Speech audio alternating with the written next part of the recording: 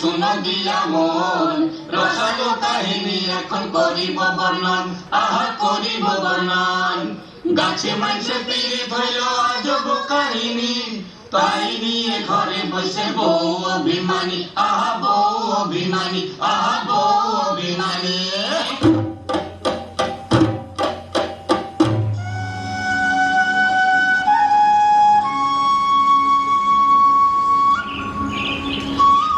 এই যে আমি নাবালবাড়ি যে ঢিবিটার উপর দাঁড়িয়ে আছি, তার চারদিকে শুকনো খটখটে মাটি। এই বছর জ্যৈষ্ঠ আষাঢ় মাসে শিবের যত্ন করে আলটা খুলে দেয়, তাই চারপাশে খুদে আফত আর আগাছাগুলো নেই। তবু চৌহদ্দির খানিক বাইরে দাঁতন গাছ আর সাই বাবলার ঝোপঝাপ, আর তারই মধ্যে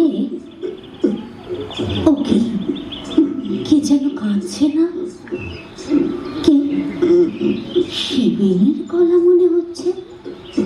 হ্যাঁ, তাই তো, শিবেনই তো।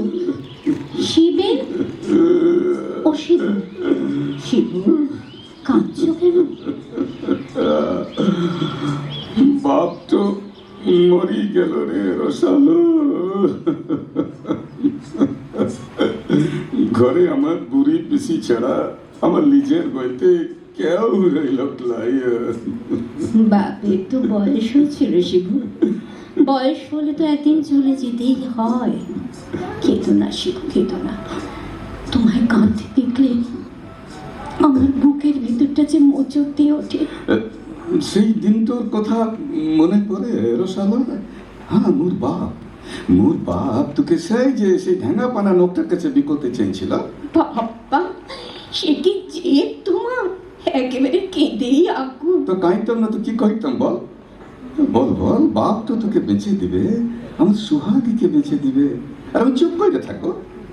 সেদিনটার কথা মনে পড়লে আজও আমার বুক কাঁপে।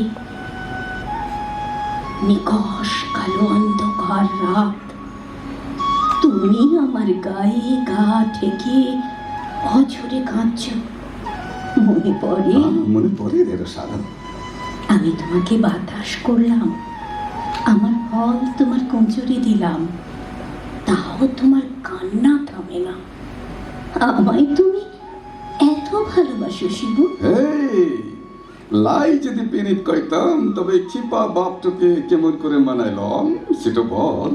তোর সাথে রেতের আধারে তোকে না বেচবার কথা দিয়ে তবে মোরকে ঘরে নিয়ে গেল। তাই তো তোমায় এত ভালোবাসি শিবু, তাই তোমার ছেলে মানুষই আমার এত ভালো লাগে। মন খারাপ হলে আমার বুকে মুখ গুঁজে তোমার কান্না, আবার রাগ হলে আমারই শরীরে লাঠি খুশি চর কি না মারতে। আমি কইতাম না তো কে কইতো বল? সেই সেই সেবারে এক কাঞ্চন কাঞ্চন লতা আমার শরীর জুড়ে বাসা বেঁধেছিল। আমার শরীরের সব রস শুষে দিনে দিনে আমাকে শুষ্ক দুর্বল করে দিয়েছিল। তোমার চোখ এড়ায়নি। তুমি সারাদিন অক্লান্ত পরিশ্রম করে একটা একটা করে লতা ছিঁড়ে পরিষ্কার করে আমার প্রাণ বাঁচিয়েছিলে। তারপর সে কি সোহাগ তোমার? তোর খুব কষ্ট হইতো না রে?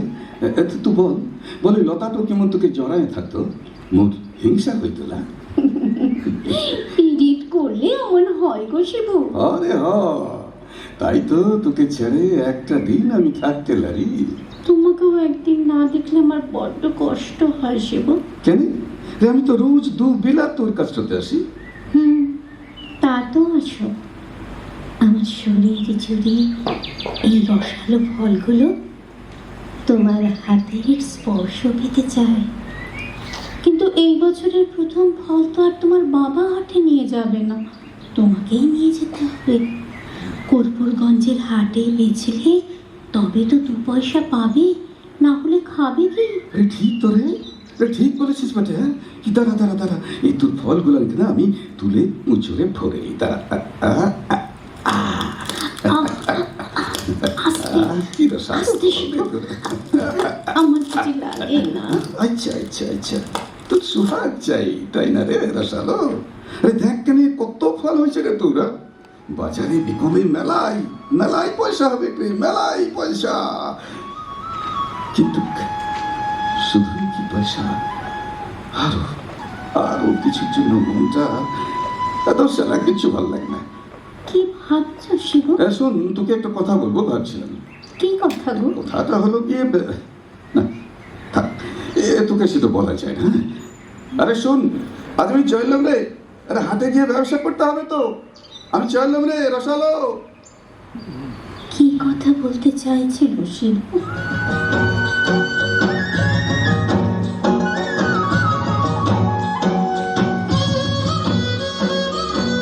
এত কাসর ঘন্টা, ঢাক ঢোল বাজছে কোথায়?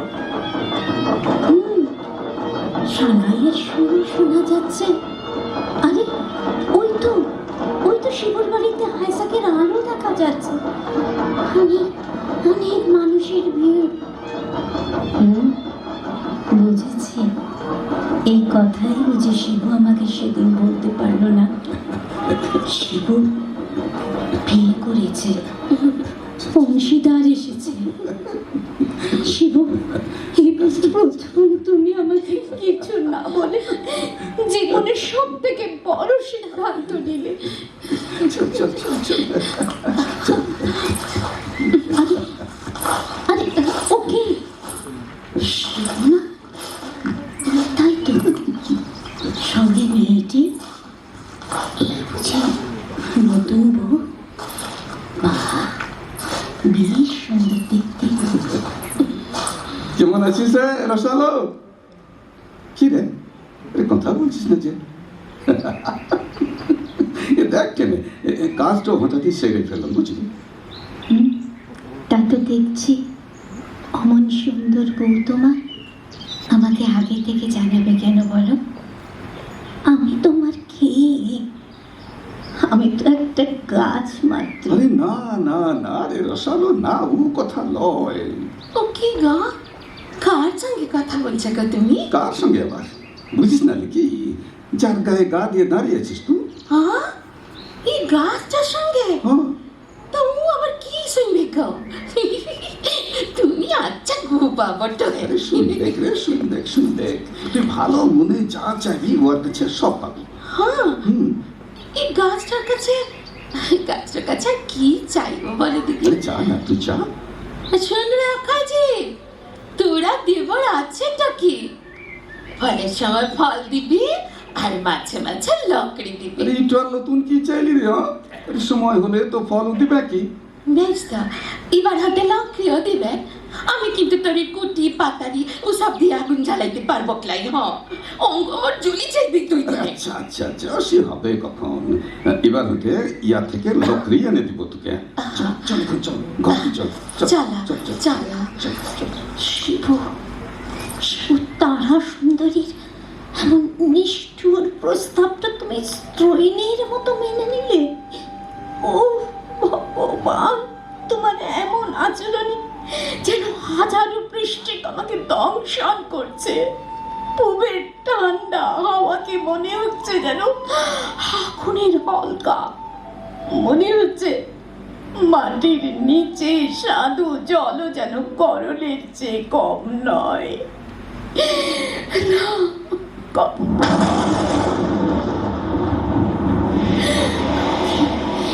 কি হলো? আকাশটা ভেঙে পড়বে এবার। ও ও, কি ভয়ানক আজ পড়ছে। মাটির সঙ্গে সব বন্ধন যেন ছিঁড়ে ছিঁড়ে যাচ্ছে। ও কি দুর্যোগ, কি দুর্যোগ।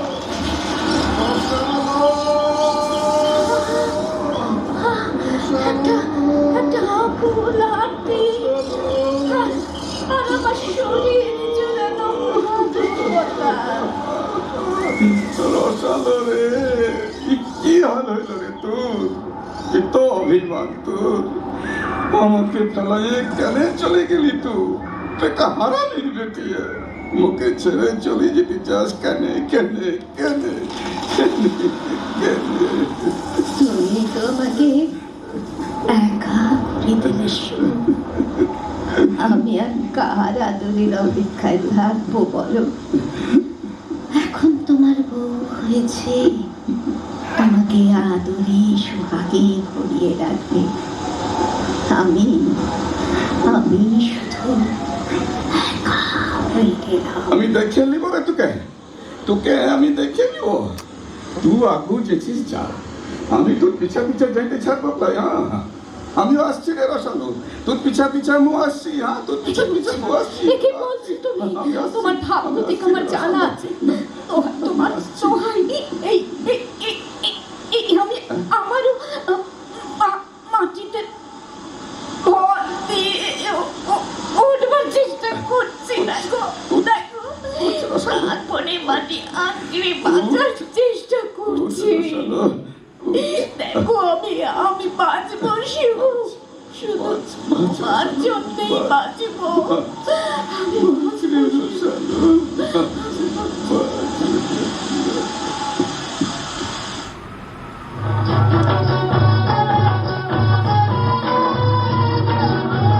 শিবুর পোয়াতি বউকে বুড়ি পিসির কাছে রেখে সে কবে ভিন গায়ে গেছে দাদনের টাকা আনতে। যাওয়ার সময় আমাকে বলে গিয়েছিল বউ এখন পোয়াতি, তাই অনেক টাকার দরকার। কিন্তু চল এই ভরা আশারে ছেলে রেখে দিয়ে আসবে।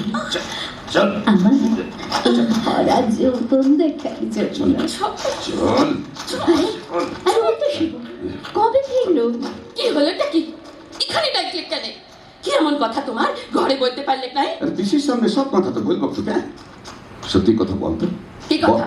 হ্যাঁ বলে, ভিনগা থেকে দাদনের টাকাটা এনে ঝাঁপির ভিতর রেখে দিয়েছিলাম। তার মধ্যে 300 টাকা লাই কেন? টাকাটা লাইকিনি তা আমি কি করে জানবো? তুই লাই তো আর কে জানতে না? ওটা লিসা বেশি কম বটে। চাপ, মাটিতে গেঁড়ে দিব। ঠিক পিসির কথা বলবি তো। বুদ্ধিমান মানুষ লয় রে। শুন দেখ, তারা টাকা তো দিয়ে দে। হ্যাঁ বাবা গো, তুমি ওকে চোর ভাবো? শোনা হে, টাকাটাও আমি লি নাই। লিস নাই? না লিস নাই? না। কই মাথায় হাত দিয়ে বলতে কিনি? এই মিছা কথা বললে বেতবা হবি তো, বেতবা। কি কথা গো? মানে টাকাটা লিছি আমি, মিছা বলবো লাই? দিয়ে দে, তারা টাকাটা দিয়ে দে। পরে তোকে মেলাই টাকা এনে দেবো রে, মেলাই টাকা। তো শুধু একটা বছর যেতে দে। এটা তো আর মোর কাছে লাই লাই? না, সত্যি বলছি, পোস্ট অফিসে জমা করে এনেছি। পোস্ট অফিসে? হ্যাঁ, ওই পোর্টালি পিয়ন এসে বলেছিল টাকাটা জমা দিলে নাকি প্রতি মাসে বাড়তি টাকা দিবে। আমি তো ওর হাতে দিয়ে দিচ্ছি। ছি ছি ছি ছি ছি ছি ছি। আরে মনে তোর স্বামী, তোমাকে একবার বললে কি লাই? না মানে আমি ভাবলাম তোমাকে তো ভিনগায় কাজে যেতে হবে। যদি হুট করে তোমার কিছু হয়ে যায়, তখন তো সে বিপদে হতে বাঁচতে হবে তো নাকি? তোমার কিছু হয়ে গেলে আপনার বলতে কি কোনো লোক আছে আমার? তাইলে তোর পরনের বেদবা আমার খুব সাফাইছে রে। আমি মূলে তবে তোর কই যেত ঠান্ডা হয়। কি বললি? এত বড় কথাটা আমাকে শোনাইতে পারলে? আমি যাইতো আমার কপালটা আগু থেকে খালে পড়া। তোর খাল তো তুই লিজ্জাই কেটেছিস, হারাম জাতি হত জানি। শিবু, ও শিবু, আমার করে পোয়াতি বউকে কেউ বকে? রসালো রে, রসালো। ভিনগা থেকে দাদনের টাকাটা এনে ভাবলাম তুমি তোকে দেখাবো। তা না, এই মাগিকে নামে টাকাটা চুরি করে পোস্ট অফিসে দিচ্ছে ভবিষ্যৎ কথা ভেবে। শালা স্বার্থপর মিয়া ছেলে, কথা থাক তো তোর ভবিষ্যৎ নিয়ে। আমি চাইলাম পুরা লোকেই হতো। ও শিবু, তুমি যেও না বলছে, অত রাগ করে না। ছোট মেয়ে কি করে ফেলেছে, যেও না। না রে রসালো, না রে রসালো, শুন। আমি চাইলাম তোর লেগে আমি দেখা করি যাব, কিন্তু ও বিটির আর মুখ দেখবো নাই। বল, আমি কথা শুনলে পড়ানটা মুখ চলে যায়। এই গাছটা আছেটা কি? এই গাছটা তোমাকে পাগল করে দিবে বলে দিলাম। ইয়ার লাইকে বলেছিলাম কেটে ফেলা। আমার ভাবনাটা দূর হয়। তবে রে হারাম জাতি, তোকে আমি শেষ করি। মারো মারো আরো মারো, এই। কিন্তু আমি এই গাছটার শেষ দেখতে চাইবো। জানি তুই মর, তুই মর। শিবের চোখ থেকে এভাবে মারতে নেই। এইরকম করলে আমি কিন্তু বাঁচবো না। চুপ কর হারামজাদি। তোর লাইগে মোর সংসারে আগুন লাগছে। পাপিষ্টা কোথাকারে, তোর গায়ে আমি তো। তুমি আমাকে যতই থুতু দাও, অপমান করো তারাময়ী, আমাকে যে উঠে দাঁড়াতেই হবে। তোমরা হলে কি সেই কাঞ্চন কাঞ্চন লতার জাল, তাই তোমাদের প্রেম তো স্বার্থ নির্ভর, আর গাছেদের ভালোবাসা নিঃস্বার্থ নিবিড়। ওই তো আবার বৃষ্টি আসছে।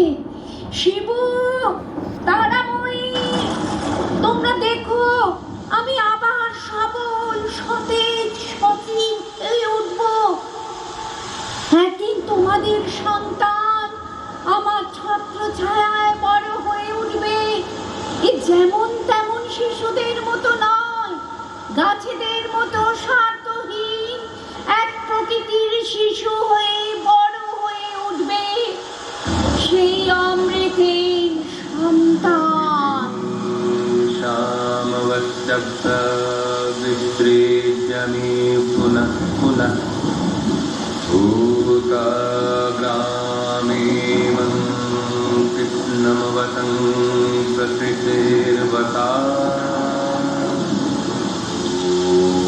এই জগৎ আমারই প্রকৃতির অধীন, তা প্রকৃতির বশে অবশ্যই আমার ইচ্ছার দ্বারা পুনঃসৃষ্ট হয় এবং আমারই ইচ্ছায় অন্তকালে